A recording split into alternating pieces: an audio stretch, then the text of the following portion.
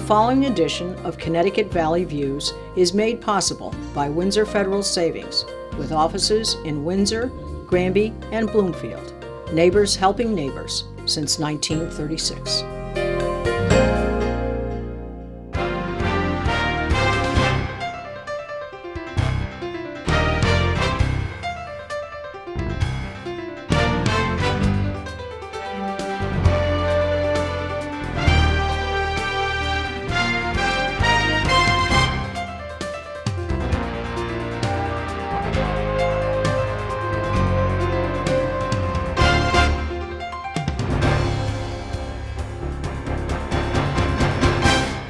Hello, this is Susan Regan, host of Connecticut Valley Views, with an exclusive public access TV interview with Michelle Cruz. She is the State of Connecticut Victim Advocate. She is a woman who has held this position for 5 years, consecutive years, I might say, and is here to provide us with the background concerning the status of the recently published announcement regarding her jobs posting by the Advisory Committee to the Office of the Victim Advocate. It's also known, AKA, as OVA. Welcome, Michelle. It's a pleasure to be here with you. Thank you. It's a pleasure to be here today. Now, let's first establish your motive for being here. This is not to defend yourself, per se. This is to rather address the assigned responsibilities and objective of the OVA office. Is that correct? That is correct. I've been in this position, it'll be on November 7th, it'll be 5 years since my first appointment. And one of the gifts of this office, the Office of Victim Advocate, is the ability of the office to remain independent, and for the State Victim Advocate to have the ability to critique and call attention to policies, practices, or procedures in the state that negatively impact crime victims. And that's really what this is about, is what happens when an independent agency is being threatened because of the work change that they in do. Policy. Exactly. Well, I'm going to refer to the reason we're talking about this is because there was an article, September 27th. It was published online by theday.com. The title was Connecticut Victim Advocate Fighting to Keep Her Job. This is what we're saying. This is not about that. This is about giving people a clear picture of what the status of what is going on in this activity is going on now. Now, this alluded to the fact that the Advisory Committee want to replace you because of your vocal criticism of the early release program. And this is a program it's supported by the state administration. Now, I know further to this that Senator John Kissel was quoted in the article, and part of that quote was, I refer to it now, that it gave it that appearance, that when you gave your opinion that the early release program was not a good thing, it now appeared that suddenly your job was posted. Is that correct? That's correct. Mm-hmm. My appointment was up in April of 2012, a while ago. And in response to my appointment coming up, I had written a letter to the governor's office asking to be considered for reappointment, and also asking to have a meeting with the governor's council. And I never heard anything.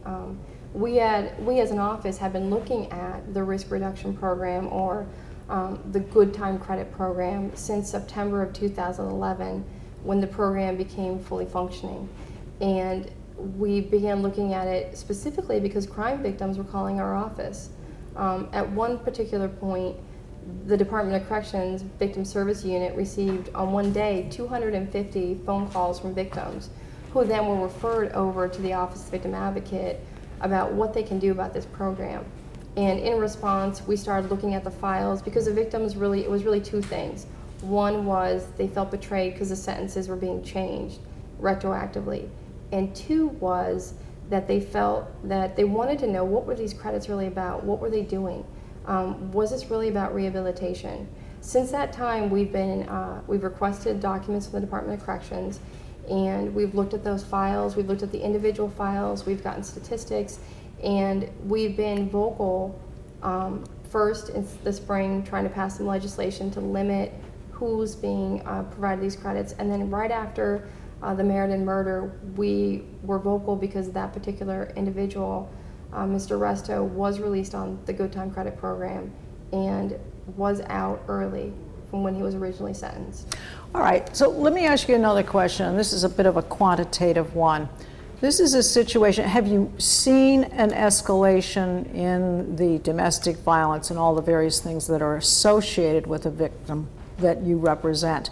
Do you see an escalation, and could you arbitrarily assign the fact that it's because of repeat offenders, or are we simply a society that's going awry? Well, I think that's a good question. Mm-hmm. When we first looked at this program, we were looking at individual cases, and then we expanded out as to how many people were getting these credits.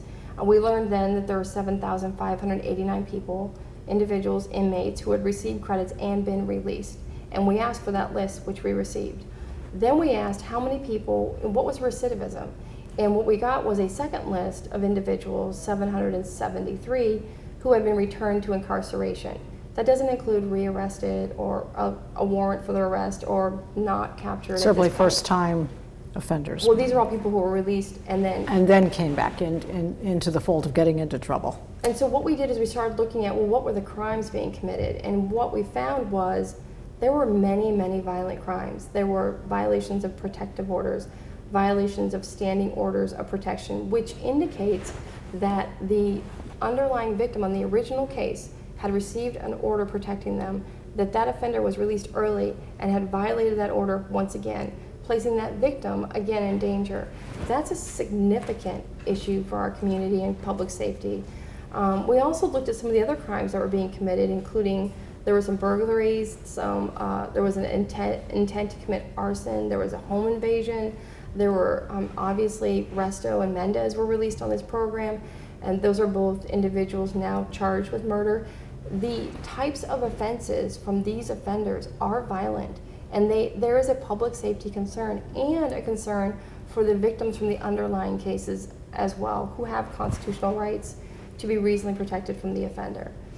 Well, let's talk about some practical things. Let's talk about the department's duties. How do you work within the framework of the state agencies, the protective services, meaning the police and firemen and so forth, the judicial system, and the victims you serve? How does that work? So the office really has two major functions. The first function is victims' rights enforcement. In Connecticut, crime victims have state constitutional rights. And we're mandated to receive complaints from victims and look into those complaints, investigate, and determine whether or not, and we do that very systematically. A victim will call us, we'll learn about their case, we'll ask them some questions, we'll make sure they're connected with services, victim compensation, counseling services, so forth, make sure they have the right referrals. And then after that conversation, depending on the type of case, where it is in the system, we'll request various documents, whether it's a transcript, court documents, police records, DOC records, and we begin to put the pieces together to find out factually what happened. Was there a rights violation? And if there was, two things come after that. How do we help this victim and remedy that issue or issues? And how do we prevent it from happening in the future? Depending on whether it's local, regional, systemic, or just an individual hiccup in the system. And so that piece often puts the office in a position, an adversarial position with a number of agencies, because we could be looking at a particular judge's sentencing or a prosecutor's behavior or probation, DOC, Department of Corrections, police departments, maybe not taking a report. We are then in an adversarial position. And at the same time, we are also... Or it gives the appearance of such when you're still representing the victim. Exactly. We're looking to make sure that victim's rights were protected and promoted. At the same time, we also do victims' rights education outreach and collaborative work with those same agencies and also victims in the community. So at the same time that we're doing this enforcement piece, we're also doing this collaborative piece.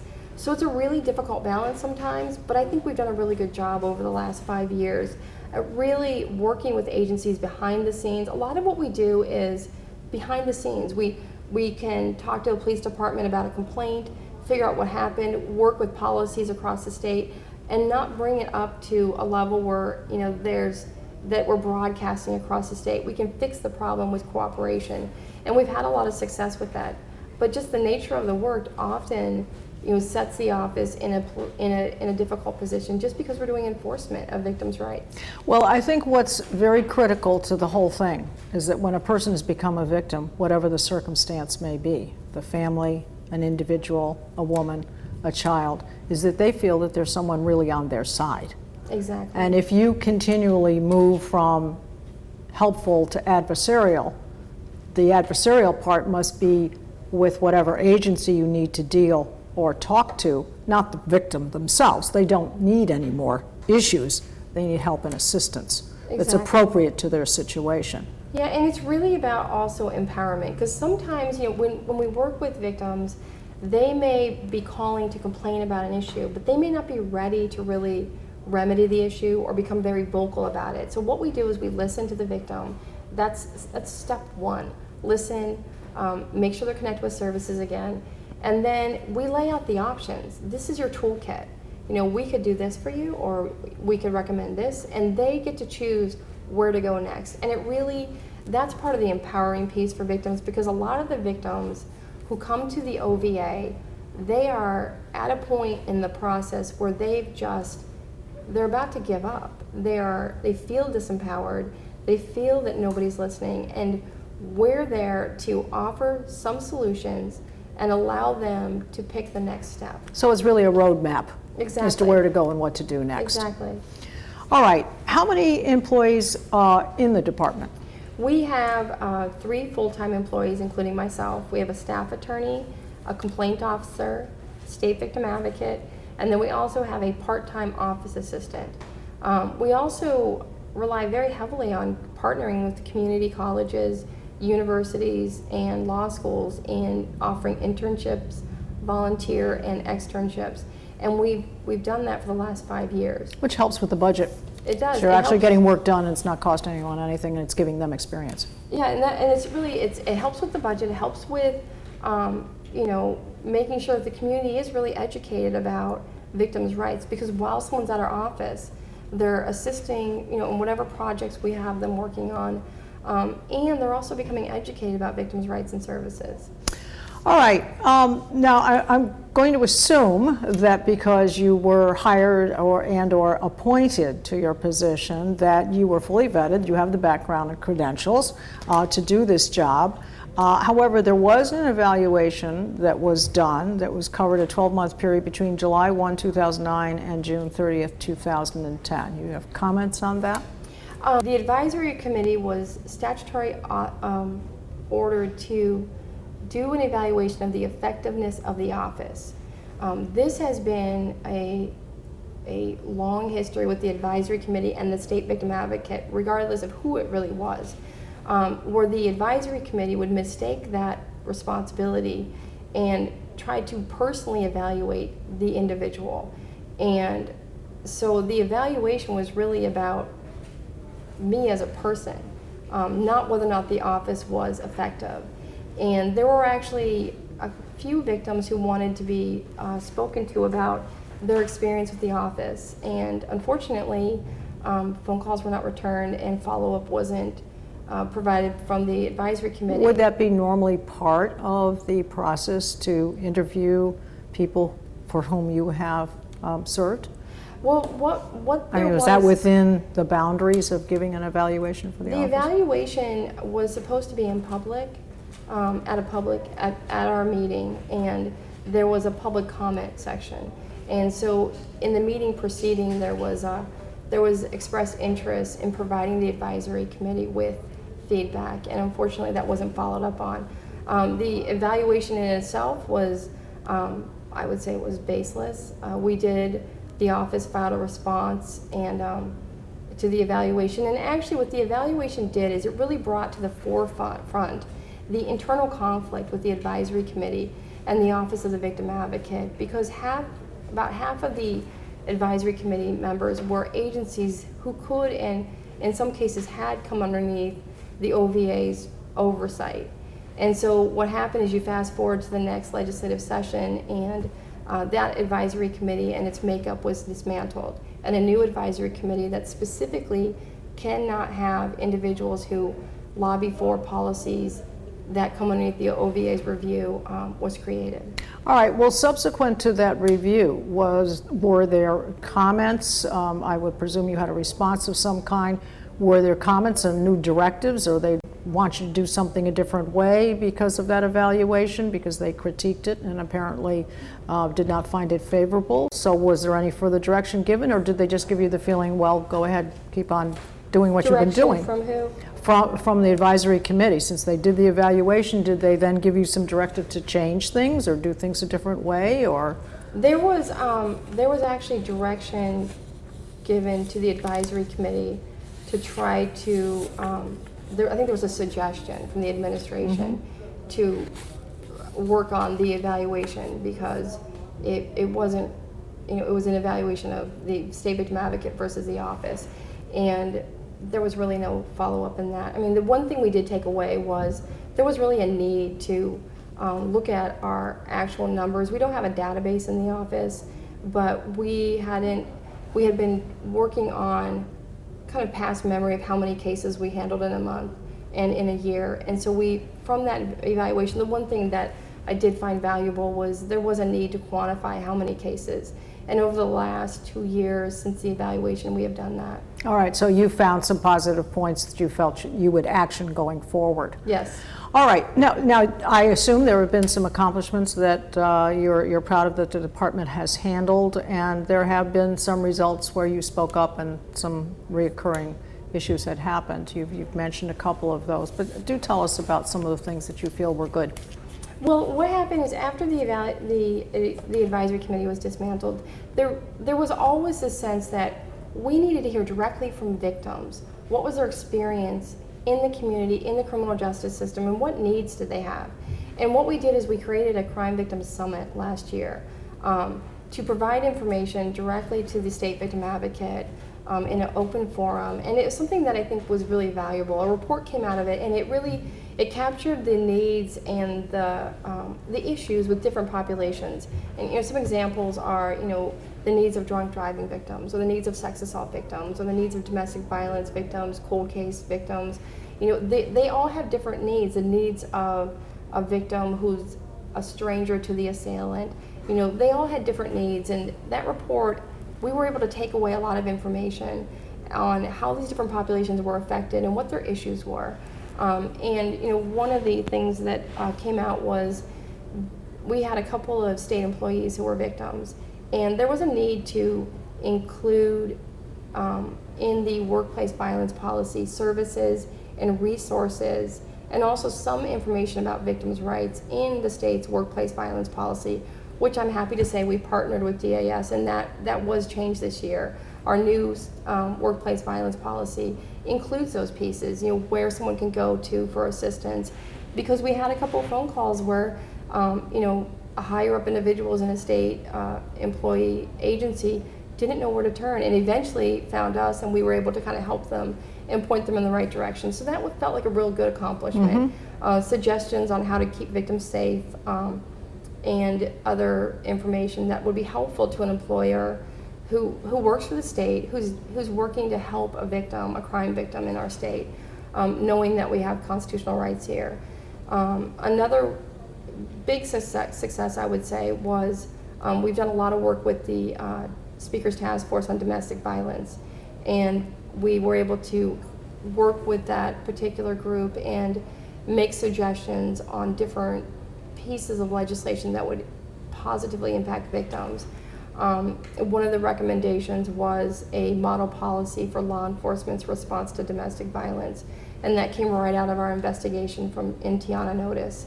And so there's been a lot of really things that work. you've been, and in particular, you only have a staff of, you said 3.5. Exactly. Okay, so you've accomplished some good things, and it does sound as though you have partnered with the agencies, and because of a couple of people who had actually been within the group had actually had their own personal issues and were able to share what might improve the system or the way you were working.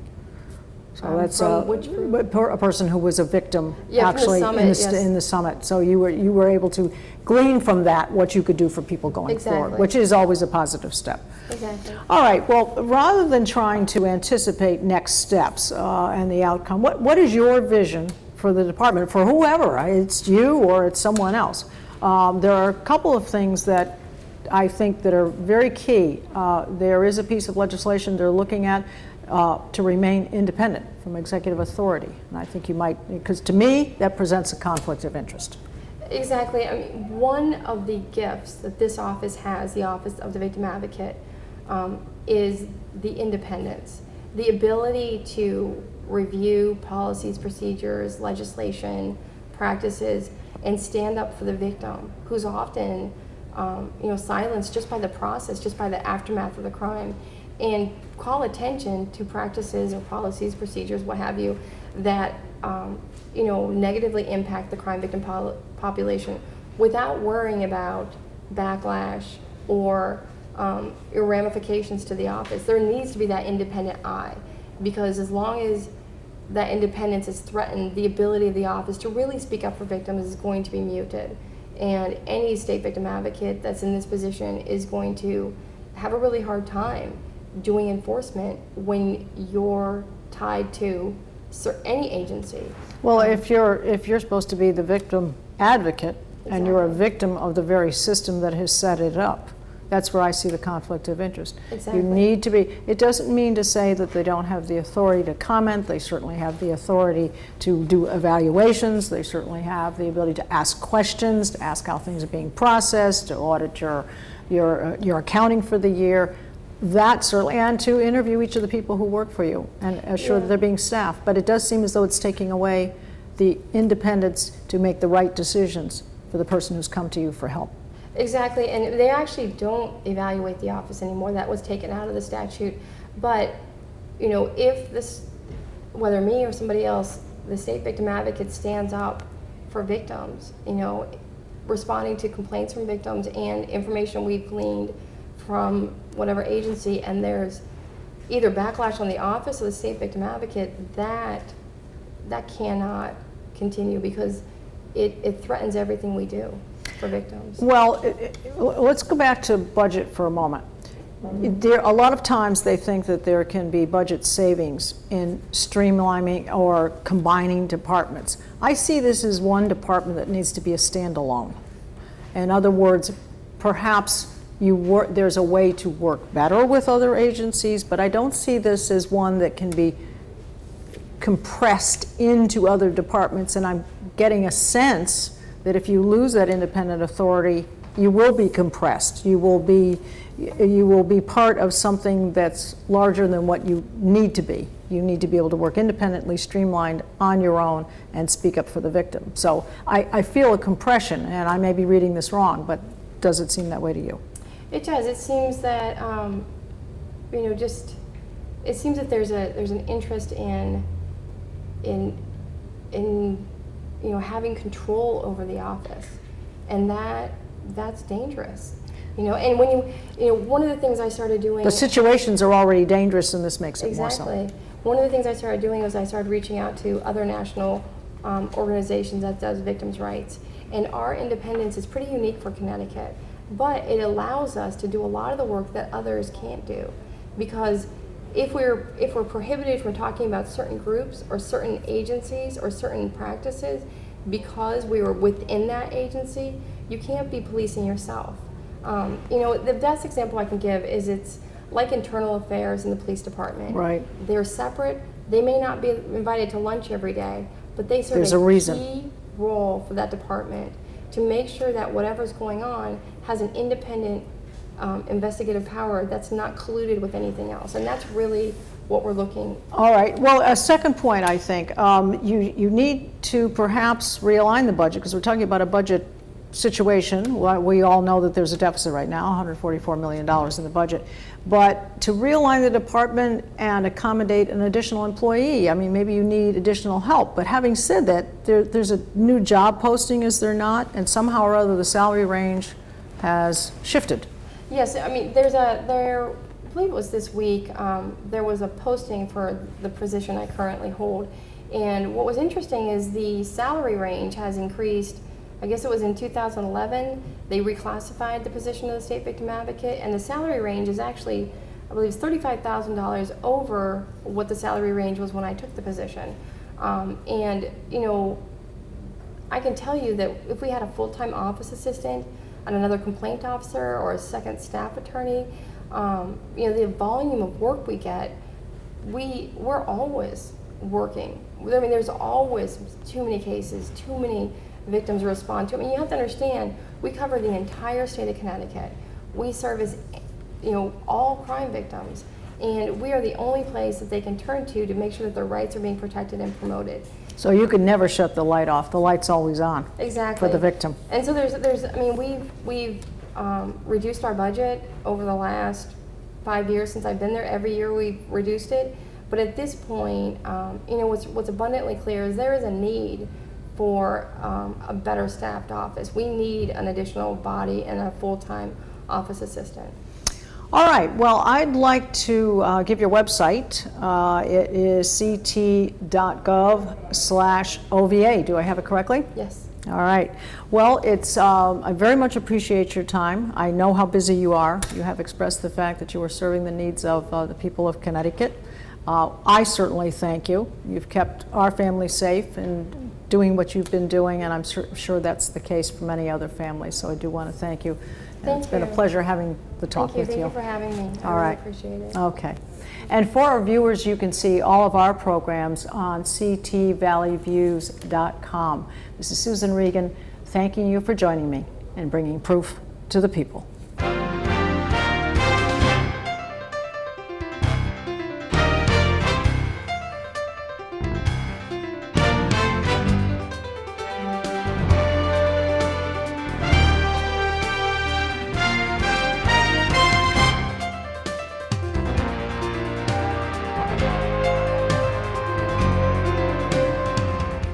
Concurrently and subsequently to the interview with Michelle Cruz, Connecticut Valley Views attempted to contact Michael Lawler, chairman of the advisory committee to the Office of the Victim Advocate, as well as his assistant, Sarah Kolb, by email and voicemail on several occasions, to invite Mr. Lawler to comment on the status of the OVA job posting. However, there has been no communication from his office as of the airing of this program.